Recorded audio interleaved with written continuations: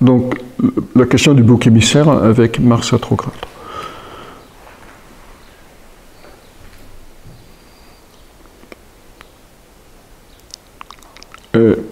Freud était taureau ascendant scorpion et il avait Mars rétrograde, maître de l'ascendant.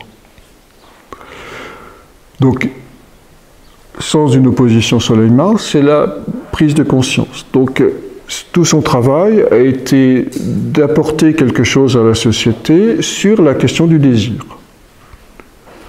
Donc, observation et prise de conscience du rôle dans l'organisation individuelle et sociale du désir. Vous voyez?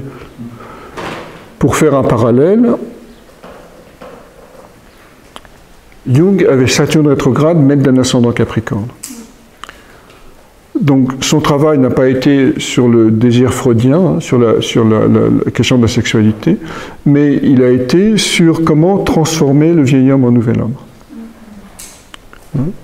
Donc il a apporté par son Saturne rétrograde et son exemple la manière dont on peut changer de peau.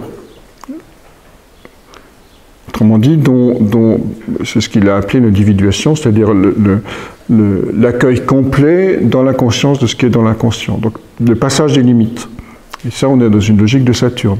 Saturne, il ouvre et il ferme des portes. Alors que Freud, lui, c'était toute son obsession, parce qu'un ascendant Capricorne, maître de l'ascendant, c'est identitaire, toute son obsession a été d'explorer le rôle de la sexualité dans la vie intrapsychique.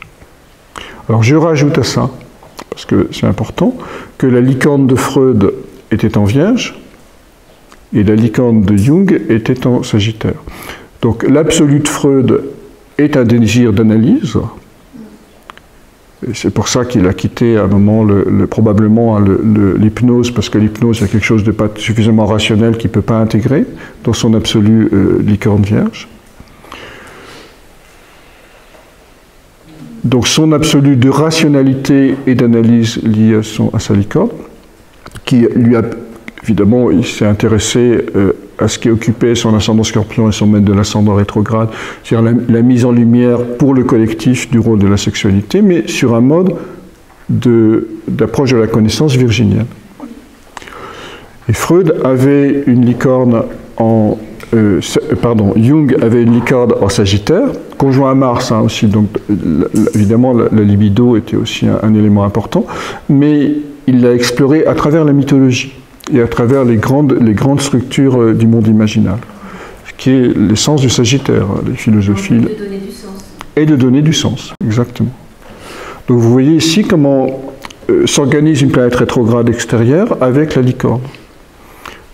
C'est-à-dire la licorne donne la note et la planète rétrograde extérieure, maître de l'ascendant, va donner la forme dans l'existence. Alors, je ne suis pas en train de vous dire que toutes les philosophies et toutes les représentations du monde sont subjectives et ne concernent qu'une personne, mais on ne peut avoir la représentation du monde que de son thème. Et donc, c'est l'ensemble des personnes